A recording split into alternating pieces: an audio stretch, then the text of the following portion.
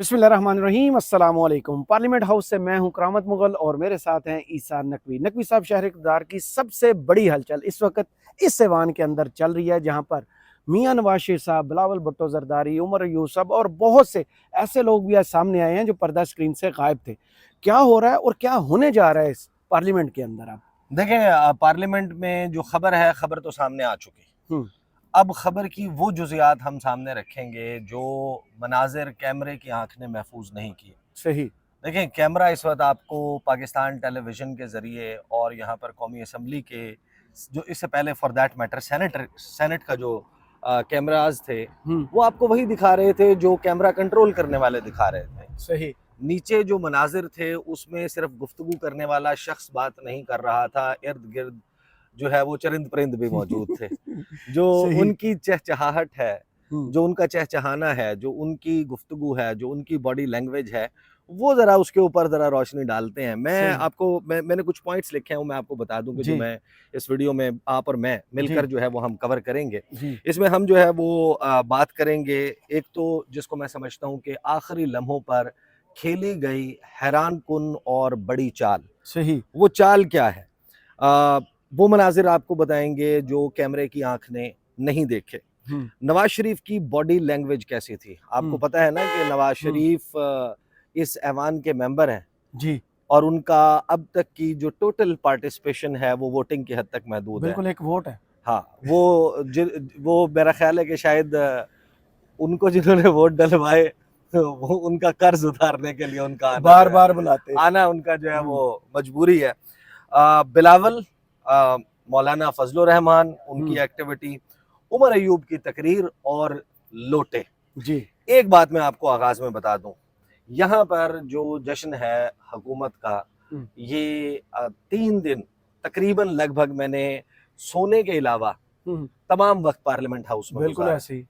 आप इस बात के गवाह जी, हैं। और मैंने दफ्तर में। तो ये जो बेसिकली यहाँ पर जश्न मनाने वाले हैं ना आज, हम्म। ये चाबी वाले खिलौने हैं।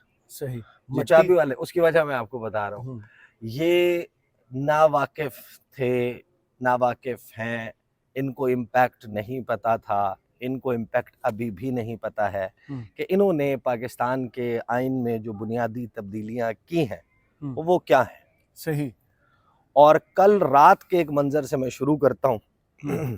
कि कल रात एक मौका ऐसा आया कि सेनेट ऑफ पाकिस्तान का इजलास आधे घंटे के लिए मुलतवी किया गया और कहा कि सुबह 12:30, जी। यानी सुबह से मुराद आधी रात 12:30 बजे सेनेट का इजलास दोबारा होगा सही। और काबीना का इजलास मंजूरी देगा 26वीं आईनी तरमीम के मुसव्वदे की और फिर वो सेनेट में पास होने के लिए पेश किया जाएगा। हम्म।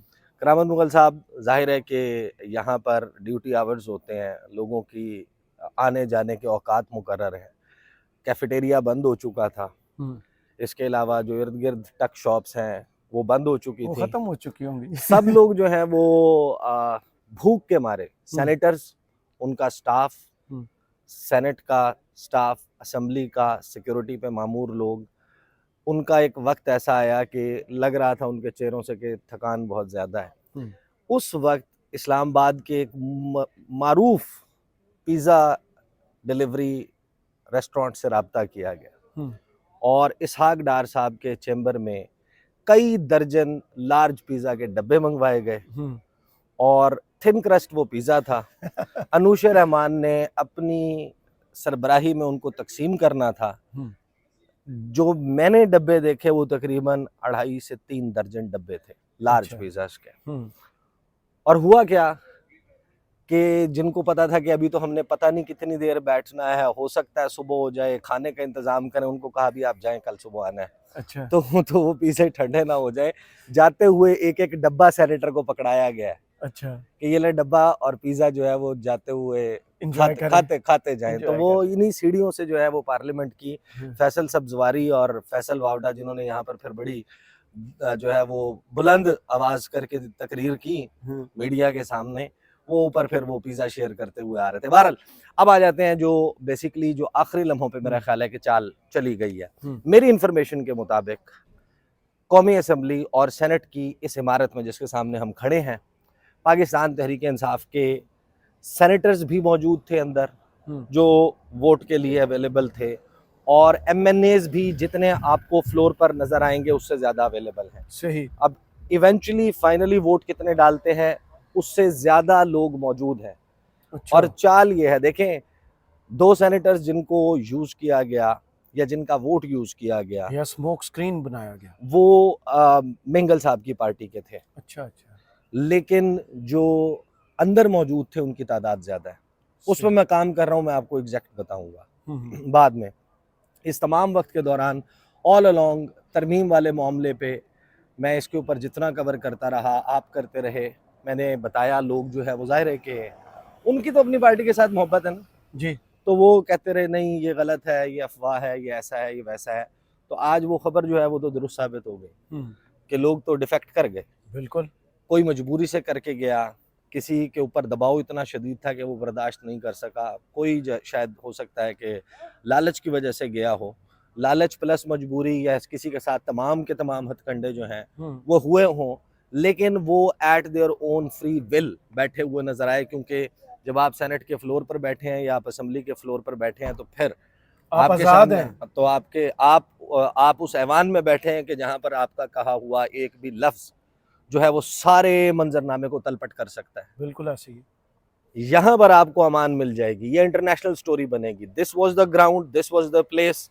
किसी को मीडिया के जैसे सामने हमने 8 और 9 सितंबर वाली रात, 9 और 10 सितंबर की रात को जब यहाँ पर हुआ था, उसके दिन अगले दिन जब सेशन हुआ था तो हमने तकरीरें साहबजादा हामिद रजा साहब की सुनी थी, शेख वकास अकरम साहब की सुनी थी कि जो कुछ उनके साथ हुआ है उन्होंने असेंबली फ्लोर पे बताया था। हाँ, तो वो बेसिकली जो है आज हमने देखा कि कौमी सेनेट ऑफ पाकिस्तान में जो रोंझो साहब हैं और नसीमा एहसान हैं, उन्होंने इस हवाले से कोई ऐसी गुफ्तगू नहीं की, कुछ ऐसा नहीं किया, इशारतन भी ऐसी कोई चीज़ नहीं की जिससे ये साबित होता हो कि वो उनकी मर्जी के खिलाफ वोट डलवाया जा रहा है।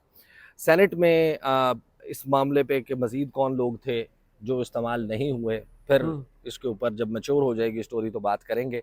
कौमी असम्बली का अहवाल ये है कि मैंने एक लिस्ट जो है जो मेरे तक पहुंची वो मैंने पीटीआई के इसी ऐवान में मौजूद एक इंतहाई अहम रहनुमा को भेजी और मैंने उनसे तस्दीक चाही कि क्या वाकई आपके ये लोग असम्बली के अंदर मौजूद हैं या इसकी सराउंडिंग्स में मौजूद हैं, ऐवान के अंदर, हॉल के अंदर बेशक मौजूद ना हो। नाम मैंने उनको भिजवाए: चौधरी इलियास, उस्मान अली चौधरी, अपना मुबारक ज़ेब, ज़हूर हुसैन कुरैशी, औरंगज़ेब खिच्ची, रियाज फतेहाना, जैन कुरैशी, मिकदाद हुसैन और ब्रिगेडियर रिटायर्ड असलम घुमन। जी। मुझे इसका जवाब आया कि जी बिल्कुल हमारे ये लोग इस वक्त पार्लियामेंट हाउस इस्लामाबाद के अहाते में मौजूद हैं।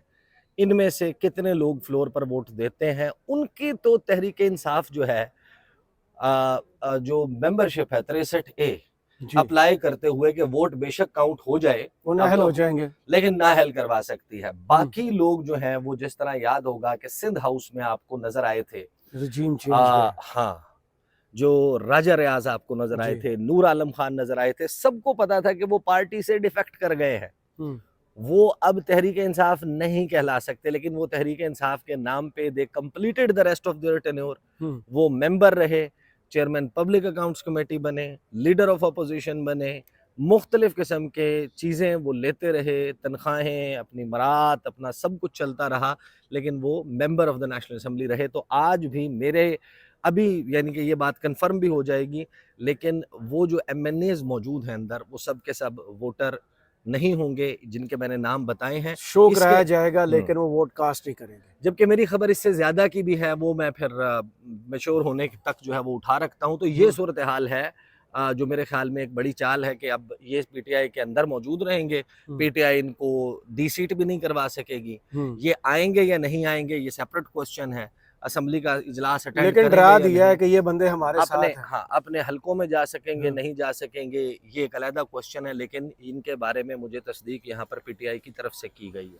अब आ जाएं मियां मोहम्मद नवाज शरीफ। बॉडी लैंग्वेज, नवाज शरीफ का आना, सबसे पहली बात, यानी कि ये बात हम मुतादिद बार कर चुके हैं कि नवाज शरीफ जिस हलके की नुमाइंदगी करते हैं उस हलके की यहाँ पर कोई नुमाइंदगी नहीं होती, क्योंकि मियाँ साहब तो नहीं आते। मियाँ साहब जो हैं वो आकर यहाँ ये पर जो आंखों के नीचे हल्का होता है उसकी नुमाइंदगी। हाँ अच्छा, तो वो तो मियाँ साहब नहीं आते। हाँ। अब यहाँ पर जो है ना ज़ाहिर है कि यास्मीन राशिद साहिबा जो है वो बेशक फॉर्म 45 उनके पास हो, वो अपने इलाके की हूँ, MNA फॉर्म 45 की, जी। लेकिन फॉर्म 47 जो है वो फॉर्म 47 इधर आ जाएंगे। जी, जी, जो ज़रूर। फॉर्म 47 है वो उस फॉर्म 47 के मुताबिक जो है हुँ, मियाँ मोहम्मद नवाज शरीफ जो हैं वो MNA हैं, वो आए। जब वो आए तो नारे लगे, मेरे ख्याल है साथ साथ चलते चलते उस तरफ चलते हैं। जी।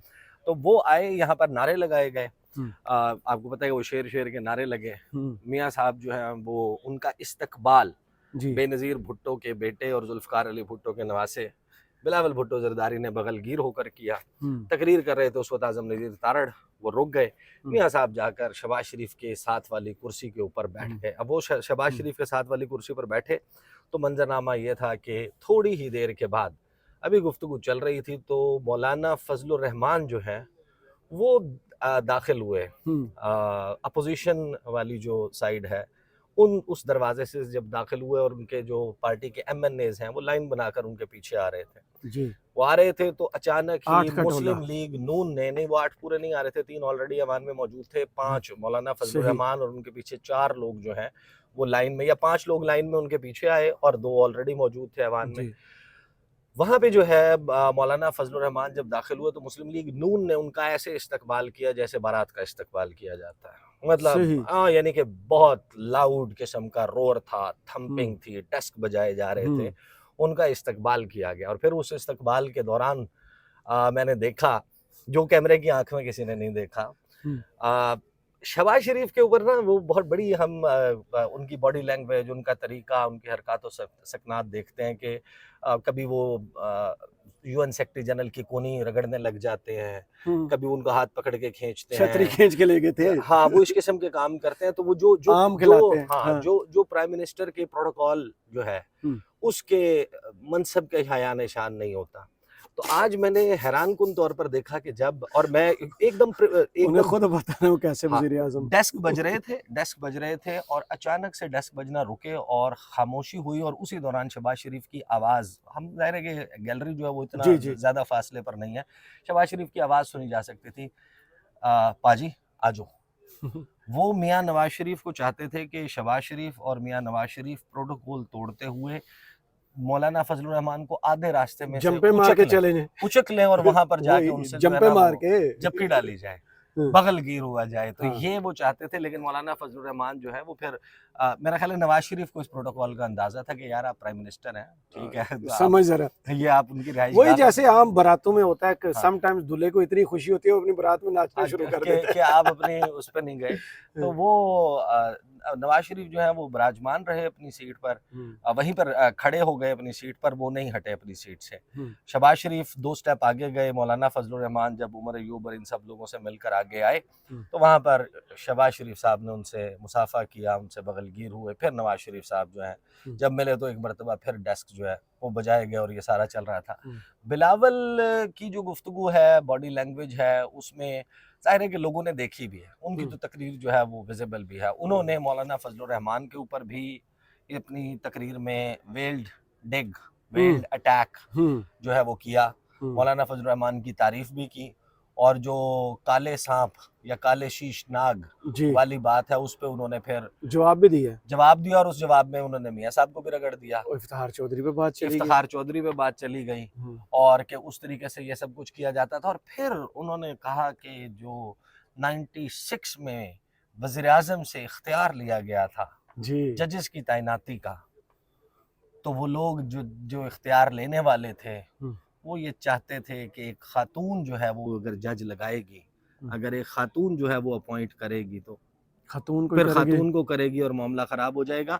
वहाँ पर ज़ाहिर है कि वो जो साज़िश थी, जिसका हुँ, वो कह रहे हैं कि ये एक साज़िश थी, जी, तो फिर वो मियाँ मोहम्मद नवाज़ शरीफ ही थे ना उस वक़्त जी। उनके अपोज़िशन, तो वो भी उनका इल्ज़ाम जो और है वो उस इफ्तिखार तरफ था। चौधरी को बहाल किसने करवाया? सबके पीछे तो अलबत्ता मियां नवाज शरीफ हाँ, थे। अलबत्ता एक दिलचस्प बात ये हुई हुँ, कि उमर अय्यूब जब तकरीर कर रहे थे, बिलावल ने तकरीर में शुक्रिया अदा किया, हुँ। फलाँ का भी शुक्रिया, मौलाना का शुक्रिया, MQM का उनका एक शुक्रिया, जुमला नून लीग था का कि शुक्रिया। मैंने सियासत आसफ ज़ली ज़रदारी के बाद जिससे सबसे ज़्यादा जिसकी सियासत को मानता हूँ, वो मौलाना फजलुर वो रहमान मौलाना से। फजलुर रहमान है। और इनके बगैर ये मुमकिन ही नहीं था। सही, तो वो फिर हुआ ये कि बिलावल ने जो है ना, जब सबका शुक्रिया अदा कर लिया, उमर अयूब की तकरीर लोगों ने देख ली, तो उसके पॉइंट्स दोहराने के बजाय मैं आपको सिर्फ ये बता दूं कि उन्होंने साथ में जो है ना कहा कि वो वीगो डाले का भी शुक्रिया अदा कर देते।